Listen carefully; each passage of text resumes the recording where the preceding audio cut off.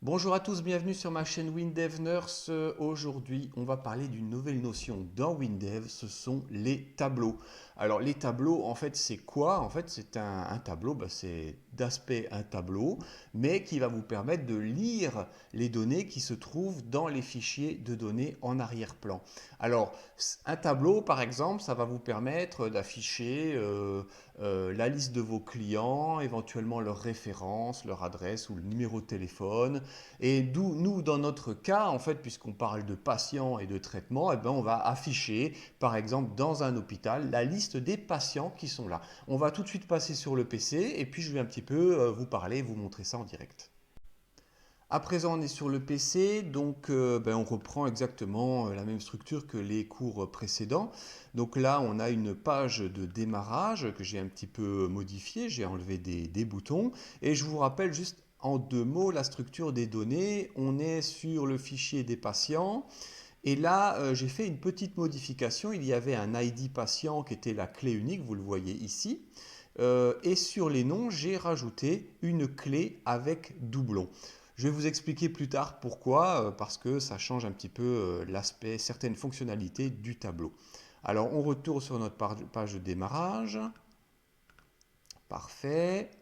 Voilà, et on va mettre ici, dans cette partie, le tableau. Alors, on va aller dans Création, Table et Liste, et on va mettre une table verticale que je vais glisser ici.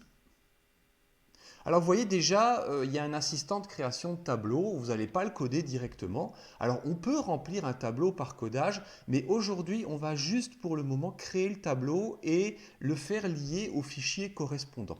Alors vous voyez dans les propositions, vous pouvez le remplir par programmation ou alors vous pouvez afficher des données d'un fichier ou d'une requête existante. On n'a pas encore parlé des requêtes, on en parlera plus tard, mais on peut faire aussi des tableaux à partir de requêtes. Alors je clique sur Suivant.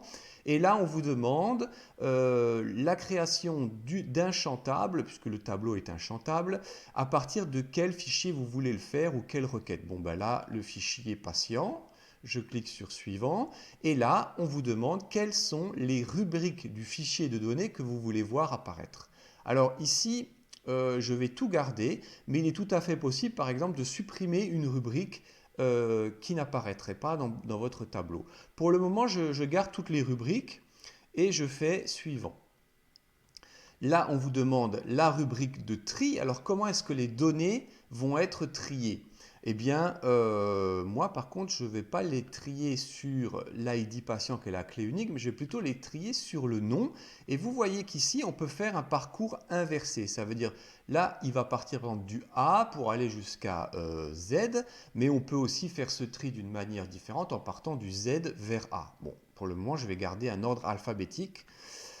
Et ensuite, chose importante, on vous demande dans le mode de saisie si c'est une table en affichage ou alors si c'est une table avec saisie. Alors quelle est la différence? L'affichage, en fait, vous allez juste voir les informations, mais vous ne pourrez pas les changer directement dans la table en arrière-plan.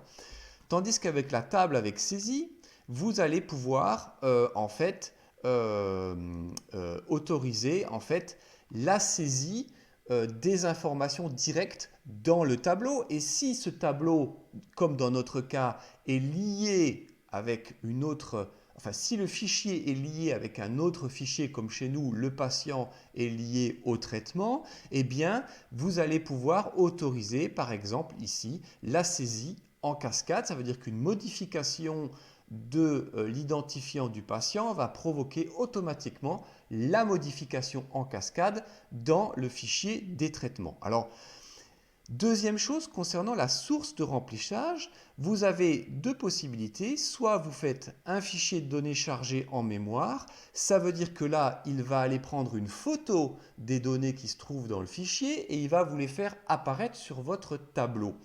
La deuxième chose, c'est que vous avez aussi la possibilité d'accéder directement à l'information. Ça veut dire que le tableau est directement connecté en permanence sur le fichier de données. Alors, moi, ce que je vais faire, je vais garder le fichier de données en accès direct et je vais garder l'information de table en affichage. Je vais vous expliquer pourquoi plus tard, mais c'est ma façon de procéder personnellement. Et là, on vous demande l'orientation du tableau. Et ben là, vous avez soit le titre des colonnes en haut ou éventuellement sur la gauche. Donc là, on parle d'orientation verticale ou horizontale. Bon, la plus logique, bien sûr, reste l'orientation verticale. Et là, vous allez donner un nom à ce champ. Et bien là, Windev vous le propose tout de suite, c'est table underscore patient. Et le libellé du champ, et bon, on va par exemple marquer tous les patients de l'hôpital.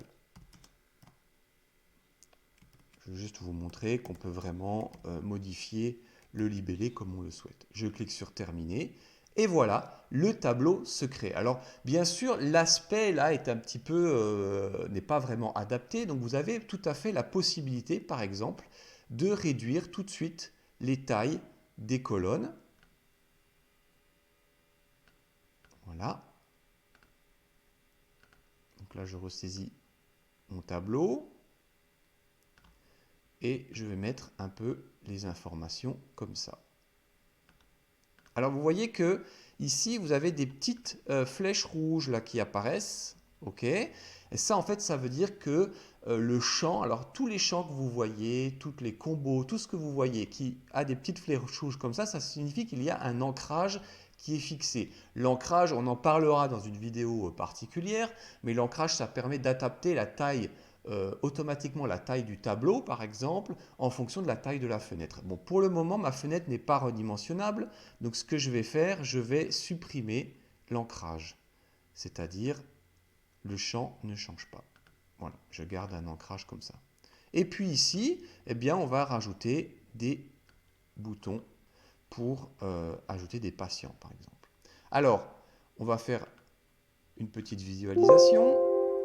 Alors, il y a des erreurs dans le code, mais c'est pas grave, ça va fonctionner quand même. Donc le champ n'est pas, la fenêtre n'est pas redimensionnable, et vous voyez ici que vous avez par exemple l'identifiant, et vous pouvez naviguer ici sur chaque enregistrement. Alors, déjà première chose, vous voyez qu'il y a des petites loupes. Alors pourquoi est-ce qu'il y a des petites loupes? Eh bien en fait, quand la table champ table pardon, est liée directement à un fichier de données, et quand dans ce fichier de données vous avez une clé unique ou une clé avec doublon, eh bien en fait Windev vous propose de faire des petites loupes qui vous permettent de rechercher des informations. Par exemple là je vais chercher Skywalker, je vais commencer à taper Sky, et vous voyez qu'il positionne automatiquement l'enregistrement qui est le premier à correspondre à votre module de recherche. Il est évident que si vous aviez eu deux Skywalker, Anakin et Luke Skywalker, eh bien il se serait positionné sur le premier Skywalker qui se trouve dans la colonne de votre champ table. Alors c'est un petit module de recherche que vous avez. Et donc ce qu'on va faire maintenant, on va rajouter dans ce tableau eh bien, un nouveau patient. Alors vous connaissez déjà le code, je l'ai déjà écrit. Donc là, j'ai alloué des valeurs. Donc patient, l'id patient, c'est MAIYOD pour Maître Yoda. Et j'ai rajouté le fameux à la fin toast affiche de Maître Yoda. Donc je vais tester le code et je vais vous montrer ce qui se passe. Je clique sur Maître Yoda. Il me dit Maître Yoda est ajouté.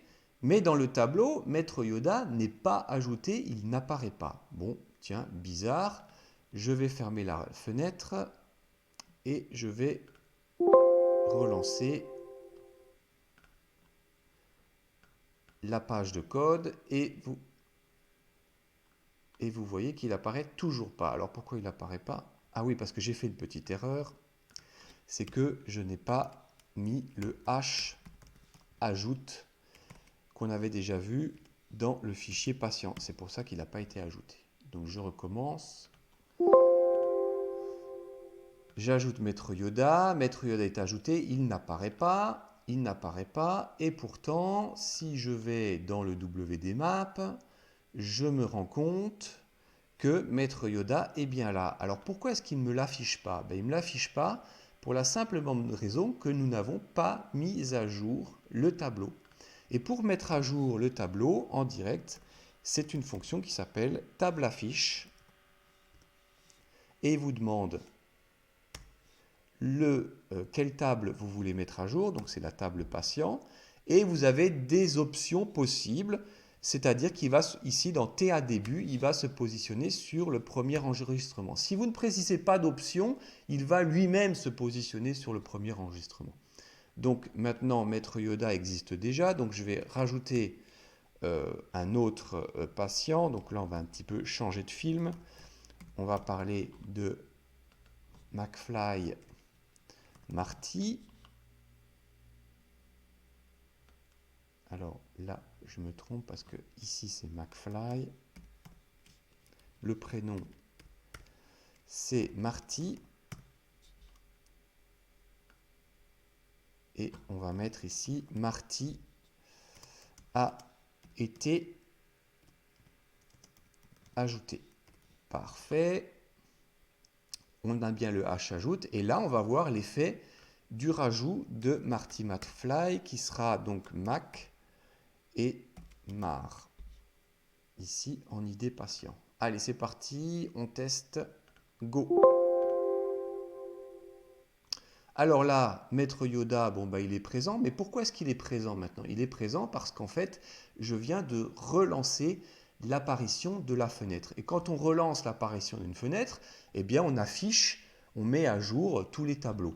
Nous, ce qu'on veut, c'est que ça soit fait automatiquement. Eh bien, allez hop, j'appuie.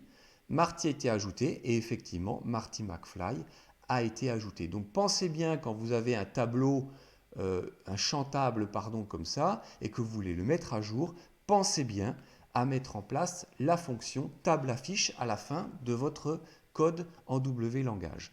Alors maintenant on va un petit peu regarder ce tableau de plus près. Je vais faire un double clic et on arrive dans la description du champ table. Vous voyez qu'il y a des colonnes, colonne ID patient, nom, prénom et date de naissance, et qu'en fait, quand vous allez dans les liaisons, eh bien, quand vous vous positionnez sur une colonne, vous voyez bien qu'il y a une liaison de l'ID patient sur la colonne ID patient. La colonne nom est liée à la rubrique nom dans le fichier patient, etc., etc. Alors, si on regarde par exemple, vous voyez les types de champs, on voit bien que le champ date de naissance, ben, c'est un champ type date et qu'il retourne une valeur ben, comme les dates sont renvoyées dans WinDev. Alors je me repositionne ici. Vous voyez aussi que par exemple, les colonnes peuvent avoir un statut visible ou non visible. Je peux très bien dire, tiens, l'ID patient, la secrétaire qui est à l'entrée de l'hôpital, bon, elle n'a pas d'intérêt à voir cet ID, eh bien, je vais le rendre invisible et il sera, par exemple, en affichage seul. Alors, pourquoi, par exemple, les ID, les clés uniques, clés primaires, il est préférable de ne pas les faire voir par un utilisateur et de les rendre en affichage seul, ben ça évite en fait que l'utilisateur aille farfouiller, aille modifier ces clés uniques qui sont tellement importantes dans la construction des bases de données. Donc, quand un utilisateur n'a pas besoin de voir ça, ben ne le faites pas afficher, quoi, simplement. Ensuite, eh bien, il y a du contenu et toutes ces choses-là. Et vous voyez que, alors je ne sais plus où c'est, dans le style, par exemple, on peut modifier les couleurs de police. On peut aussi créer, voyez, des couleurs en fonction des lignes paires et impaires.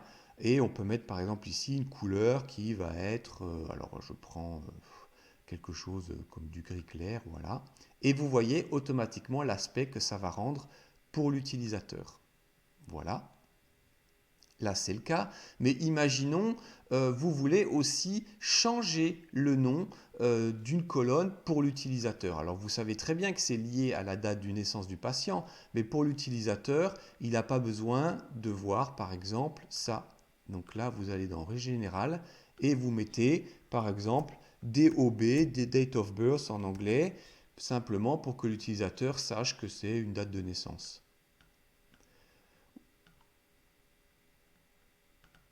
Là, c'est parti. Et si on lance notre petit fichier de données, alors vous voyez ce qui s'est passé ici. J'ai retiré en visible le code, le code de la clé primaire de chaque patient. Et automatiquement, ça a déplacé vers la gauche toutes vos colonnes et ça réduit, si vous voulez, la taille du tableau. Donc pour que vous soyez plus cohérent, hop, vous pouvez très bien décider, voilà, de réduire la façon dont le tableau va apparaître pour l'utilisateur. Voilà. Parfait. Alors maintenant, on va se dire, bon, on peut se balader dans ce tableau, c'est très bien, mais finalement, moi j'aimerais bien sélectionner un patient et ouvrir directement la fiche de ce patient. Eh bien, on peut utiliser le tableau parce que quand vous allez aller dans la description du tableau, description de la table,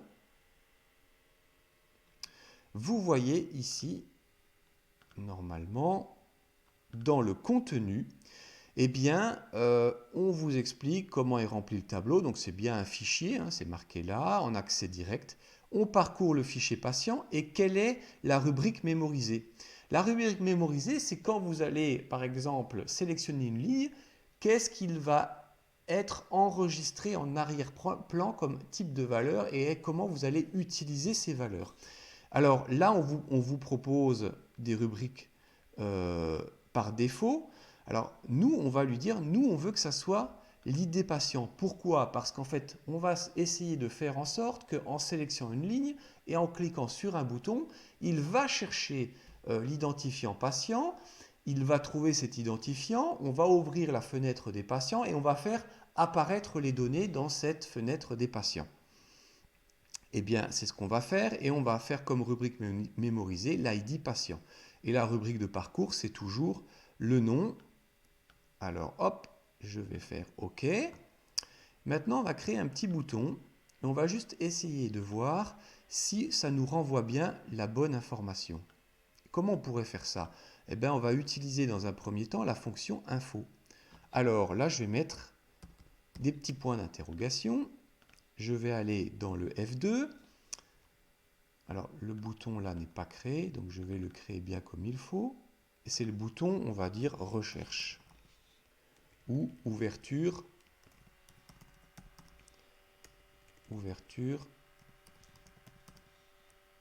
patient. Alors là, on va dire, là, je vais marquer même quelle référence, point d'interrogation, sous-entendu, quelle référence patient qui est quelle clé primaire. Alors, vous voyez, on ne la voit pas dans le tableau quand on l'utilise, mais vous allez voir que l'information va ressortir.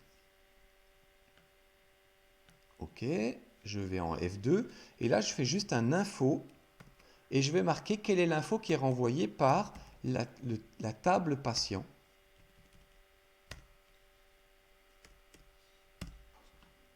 Allez, on y va, on fait un petit go. Bon, hop là, on sait qu'il y a une erreur. Je sélectionne McFly et info McMar.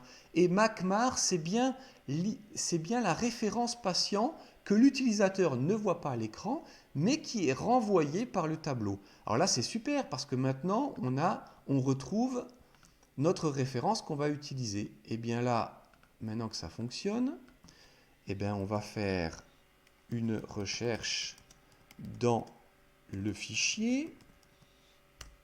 Voilà, c'est la fonction Ashley recherche, on l'a déjà vu ensemble. Ashley recherche premier, dans la table des patients, dans la rubrique ID patient qui est une clé unique. Et quelle valeur on va chercher? Eh c'est la valeur qui est fournie par la table patient. Et ensuite, qu'est-ce qu'on fait? Eh bien, on va ouvrir la fenêtre patient correspondante. Bon, ben là, c'est facile. Vous savez ce que c'est. Ça va être ouvre-fille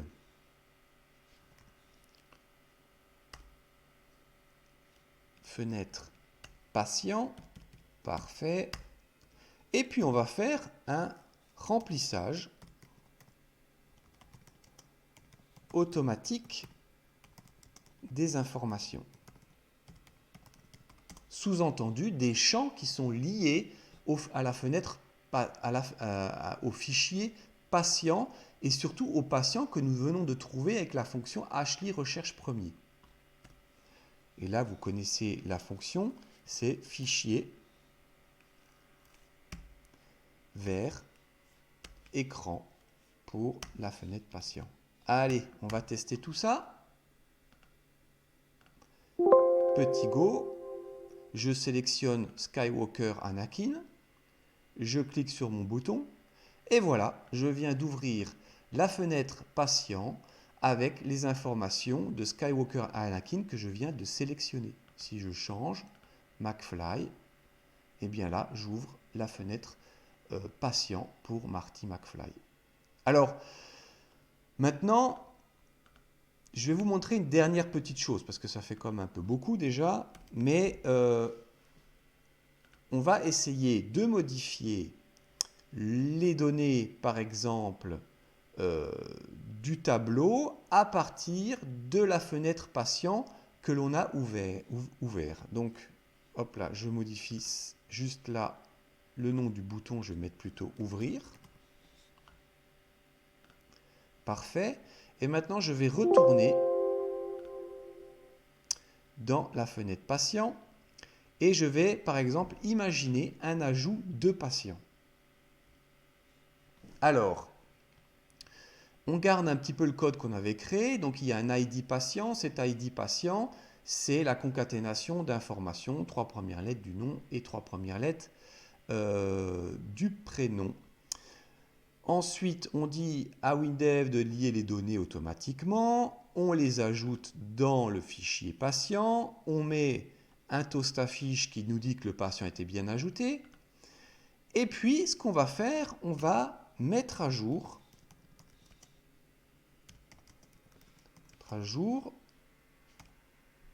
le champ table patient, mais qui se trouve dans l'autre fenêtre. Alors, comment est-ce qu'on pourrait faire ça? Eh bien, c'est plutôt simple, parce qu'on va simplement dire à WinDev de faire un table affiche, la fonction table affiche, dans un tableau qui se trouve dans une autre fenêtre et qui est à l'écran. Alors bien sûr, il faut que la fenêtre soit ouverte. Donc on fait un table affiche. Alors, quel champ table? Eh bien, c'est le champ table qui se trouve dans la fenêtre de démarrage, point, table, patient. Et puis, on pourrait se dire, tiens, quand on a ajouté un nouveau patient, eh bien, on veut aussi vider tous les champs qu'il y a dans cette petite fenêtre patient, parce que, par exemple, on veut peut-être en rentrer un nouveau. Eh bien, ça, c'est une fonction qui s'appelle RAZ, remise à zéro, égale, enfin, entre parenthèses, vrai. Alors, quand on ne sait pas, par exemple, ce que veut dire une fonction, on la sélectionne. Alors, normalement, on appuie sur F1 et vous avez une recherche qui se fait automatiquement. Voilà, dans la documentation de PCsoft. Rappelez-vous, on sélectionne la fonction, on fait un petit F1 et là, ça vous ouvre ici, vous voyez, la fonction remise à zéro, fonction, soit réinitialise, soit tous les champs de la fenêtre ou de la page en cours. Ben, c'est ce qu'on veut faire, réinitialiser, ça veut dire remettre à zéro tout. Ah ben, c'est super. Eh bien, on va tester tout ça et on va mettre un petit point d'arrêt. Alors, bien sûr, là, on va se mettre ici sur notre page de démarrage. Alors, page de démarrage, pardon. Et au lieu de faire un bouton ouvrir le patient sélectionné, on va copier ça, on va en créer un second. Et celui-là, on va lui mettre nouveau patient. Et qu'est-ce qu'on fait quand on ouvre pour un nouveau patient? On veut partir d'une fenêtre qui est vierge. Bon, bah c'est très simple dans le code, on ne va pas mettre ça. Je vais mettre ouvre-fille, la fenêtre patient. Parfait. Allez, on teste notre code. Et maintenant, on va tester le projet général. Souvent, j'ai utilisé le petit bouton tester la fenêtre, mais là, on va tester le projet complet. Et là, il vous demande eh ben, quelle est la page de démarrage. Ben, la page de démarrage, c'est la fenêtre démarrage. OK. Oui, on va abandonner les petites erreurs, c'est pas grave. Donc là, imaginons, je repars dans ma fenêtre de démarrage et je veux voir le patient McFly. Bon, bah ça fonctionne. Mais maintenant, je veux ajouter un nouveau patient. Nouveau, vous voyez que la fenêtre s'est ouverte, comme ça. Bon, ben, le nom, on va prendre par exemple Laurine McFly, puisqu'elle elle existe. Donc, il vous propose McFly. Prénom Laurine, c'est la maman de Marty. Et elle est née le 1er janvier 1950. Oh, pardon, petite erreur, 1950. L'ID, on s'en fiche, il va se remplir automatiquement. Je fais un ajout de patient.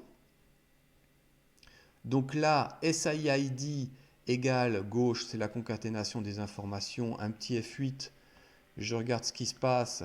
Bah oui, ça a bien été rempli, parfait. Écran vert fichier, eh bien, on envoie les données.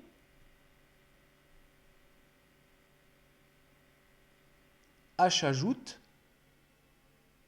pour ajouter les données. On fait le petit toast affiche. Et là, on va faire le table affiche du champ table qui se trouve dans l'autre fenêtre qui est aussi ouverte. Regardez ce qui se passe maintenant. Eh bien, vous voyez que McFly Laurine a été bien ajouté. Là, le toast affiche est bien apparu. Et je fais une remise à 0 de tous les champs de saisie qui se trouvent dans la fenêtre patient. Je vais un petit peu arrêter mon code ici. Et vous voyez que tous les champs ici ont été remis à 0. Bon, bah c'est super. On va refaire un petit test. Et puis, on va rajouter... alors, je ne sais pas, moi, on a mis Han Solo, Skywalker, Anakin. On pourrait très bien mettre Skywalker, Luke, qui est né le 1er février 1985. On ajoute un patient, on fait dérouler le code, et voilà, Skywalker Luke a bien été ajouté. Et si je ferme ici, je décide d'ouvrir Skywalker Luke. Alors là, évidemment, j'avais mis des points d'arrêt, donc il me fait réapparaître le code à chaque fois. Et vous voyez bien que Skywalker Luke apparaît bien maintenant dans la fenêtre des patients. Voilà. Alors, on pourrait aussi imaginer supprimer directement un patient sur la fenêtre de démarrage. C'est tout à fait possible. Et c'est la dernière chose qu'on va voir dans le code, parce qu'après, ça va être un petit peu long, ça fait beaucoup de données pour vous. Mais on va repartir dans la fenêtre de démarrage. Et ici, je vais copier ce bouton et je vais mettre un bouton de suppression. Bouton de suppression. Là, ici, je vais mettre supprimer. Parfait. On va faire le petit F2 et on va écrire le code. Alors là, je vais l'écrire directement. Donc, c'est je recherche dans le fichier de données la clé unique qui m'est renvoyée par le tableau. Donc, dans le fichier patient, l'ID patient et la valeur recherchée, c'est table patient. Alors, on peut en fait aussi écrire ça d'une autre manière. Si j'avais écrit table patient colonne ID patient, même si cette colonne n'est pas visible dans le tableau par l'utilisateur, elle est quand même présente en arrière-plan et vous pouvez aller rechercher des données. Alors si j'écris table patient tout court, il va me renvoyer la valeur, la rubrique mémorisée. Mais si j'écris table patient.colonne ID patient, qui est en fait la valeur mémorisée, ça va aussi fonctionner. Alors là, je mets un... donc il va trouver la valeur et je mets une fonction hsupprime qui, elle, va supprimer la ligne trouvée dans le fichier en arrière-plan et qui correspondra à la clé unique. Et évidemment, je dois remettre à jour mon tableau. Alors, non, j'ai fait une bêtise, c'est table affiche, pardon, de la table patient.